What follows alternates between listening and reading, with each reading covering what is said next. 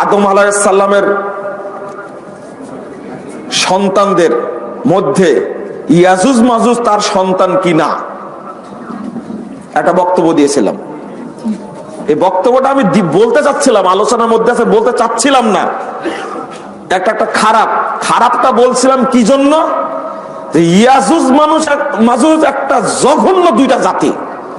এরা পৃথিবীতে বের হয়ে যেভাবে ফাসাদ সৃষ্টি করবে, সারা পৃথিবীতে ফাসাদ সৃষ্টি করবে, এরা কিয়ামতের আলামত, জঘন্য জাতি।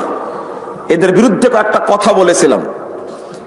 আর একজন বিদ্বানের ইমাম নববী রহিমাহুল্লাহ একটা তথ্য তুলে ধরেছেন তার সম্পর্কে। সহিহ মুসলিমের ভাষ্যে টিকাতে 222 নম্বর হাদিসে প্রথম খণ্ডের 118 পৃষ্ঠার মধ্যে উল্লেখ করেছে ঘটনাটা। ইমাম নববী প্রথম উল্লেখ করেছেন যে আদম আলাইহিস সালামের স্বপ্নদোষ হয়েছিল, ওই বীর্য থেকে ইয়াজুজ মাজুজের জন্ম। এই কথাটা বলে আমি যে বলবো যে এর কোনো এটা বিজ্ঞানের উক্তি, এর কোনো সহি ভিত্তি নাই। আমি এই মর্মে 2007 সালে, আজকে চলছে কত সাল? 19 সাল। 7 সালে একটা লিখিত ফতোয়া দিয়েছিলাম। সেখানে আমি লিখে দিয়েছিলাম সেই সময়ে যে ঘটনা বর্ণনা করেছেন এই মর্মে, কিন্তু এই ঘটনার কোনো ভিত্তি নাই। এটা কুরআন হাদিসের কথাও বলিনি আমি। ওখানে বলেছি ফতুল বাড়ির মধ্যে একটা তথ্য পাওয়া যায়, কিন্তু শুধু একটা কথা বলতে ছুটে গেছে যে এই কথাটার কোনো ভিত্তি কুরআন সুন্নাহর মধ্যে নাই।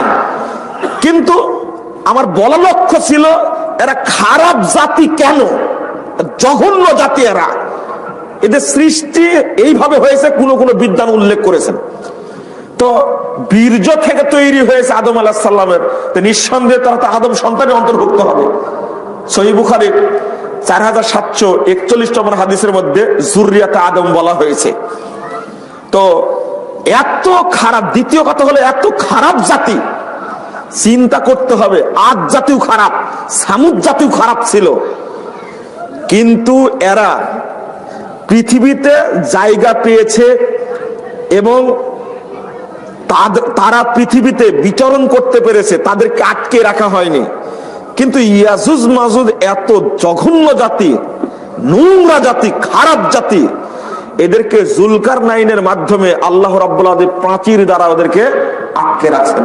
ওরা বের হতে এখনো পারেনি, এক সময় বেরিয়ে চলে আসবে। মুসনাদে আহমদের হাদিস আসছে, ওরা প্রতিদিন প্রাচীর কাটতে থাকে, পরের দিনে সেটা তার চেয়ে বেশি শক্ত হয়েছে।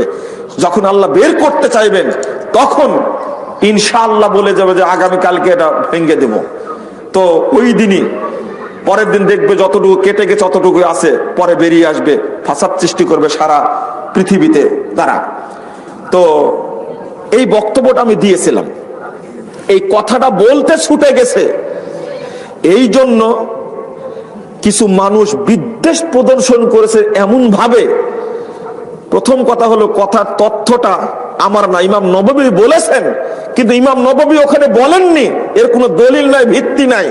উনি বলেছেন আল্লাহু আলাম, এতটুকু বলে শেষ করেছেন।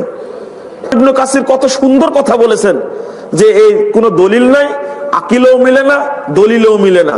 ইবনে হাজার আসকালানির ঠিক সেটাই বলেছেন। তো এইভাবে বলার দরকার। হ্যাঁ, তবে আলহামদুলিল্লাহ অনেক ভাই আছেন, অনেক মানে ভালো মানুষও আছেন। অনেকে আমাকে ফোন দিয়ে বলেছেন, ভাই বিষয়টা ক্লিয়ার করেন তো। তখন তাদেরকে আমি বিষয়টা বলেছি আসলে ঘটনা এই। শেষের কথাটা বলবো, বক্তব্যের মুডটা ঘুরে গেছে অন্যদিকে। অনেক পর্যালোচনা, মানে অনেক দিন থেকে খুঁজছিল মুজাফফরের সাইজ করা যায় কি করে, একটা সুযোগ পেয়ে গেছে। কথা কি বুঝতে পেরেছেন? আবার কেউ হিতাকাঙ্ক্ষীকে মেসেজ দিয়েছেন যে বিষয়টা একটু ক্লিয়ার করেন তো। আমাকে বলছেন, হিতাকাঙ্ক্ষী হলে সে আমাকেই বলবে নিঃসন্দেহে। তো আমি বলার সুযোগ পাইনি, ক্যামেরার সামনে আজকে ওই কথাটা আমি ক্লিয়ার করলাম, বলে দিলাম। বন্ধুরা আমার, আমি বলবো আপনাদেরকে এই ক্ষেত্রে, সেটা হলো যখন কোরআন এবং সুন্নাহ ভিত্তিক কথা আপনি পাবেন সহিহ সনদের মাধ্যমে, তখন সেটাকে গ্রহণ করা ছাড়া আমার উপায় নাই। আমরা